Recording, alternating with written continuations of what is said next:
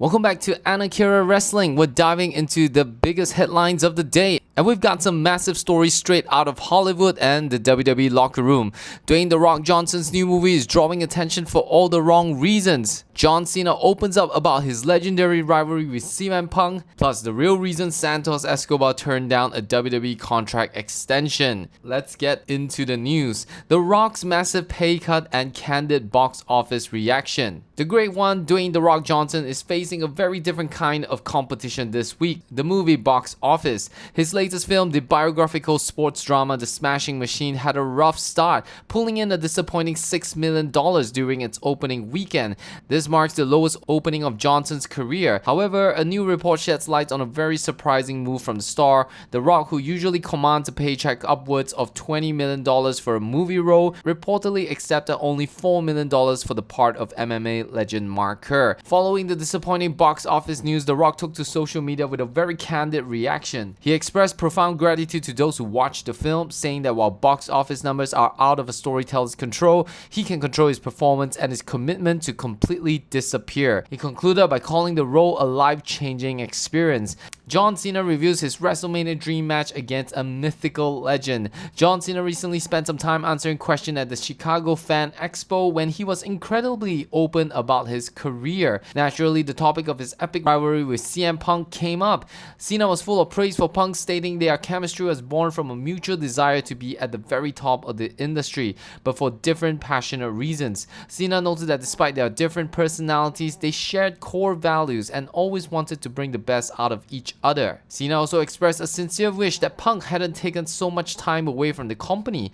as he believes that they could have had even more classic matches. But perhaps the most intriguing answer came when Cena was asked about which past superstar he would have wanted to face in a WrestleMania main event. Without hesitation, Cena named Andre the Giant, describing him as the measuring stick and a mythical figure, both physically and within the wrestling brotherhood. It wasn't about the money. Santos Escobar rejected WWE contract over creative frustrations. In a major development, SmackDown superstar Santos Escobar is reportedly now a free agent after his contract expired, choosing to walk away from a deal offered by WWE. While a raise was reportedly part of the offer, backstage sources indicate Escobar's decision had nothing to do with money. The real issue was creative dissatisfaction. Reports suggest that the former NXT Cruiserweight champion was not looking for a massive guaranteed push, but rather for a firm creative plan on how he would be used on the main roster moving forward. Escobar reportedly didn't want to sign a long-term deal only to be left spinning his wheels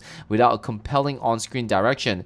It appears his desire for a clear creative vision outweighed the financial security of a new contract, leading him to politely turn down the extension. Tiffany Stratton details gymnastic injury that led to WWE career. The reigning WWE Women's Champion Tiffany Stratton recently shared the fascinating story of how she transitioned from a promising Olympic hopeful to a major wrestling star. In a new interview, Stratton detailed her life as a dedicated gymnast who had her sights set on the Olympic Games. Unfortunately, injuries led to her having a step away from the sport she loved. This emotional setback forced her to look for a new competitive outlet, which led her to explore CrossFit and bodybuilding. The ultimate push came from a mother who saw professional wrestling on television, specifically SmackDown, and suggested it was a perfect fit for her daughter. Initially dismissive, Stratton eventually decided to give it a go. She found a local wrestling school, which happened to be run by former WWE star Mr. Candid. She was then connected with wrestling legend Greg Gagne, who helped train her and secure a tryout with WWE. She was signed a week later, starting her incredible journey through NXT, winning the NXT Women's Championship and eventually making it to the main roster, where she won Money in the Bank and cashed in to become the WWE Women's Champion.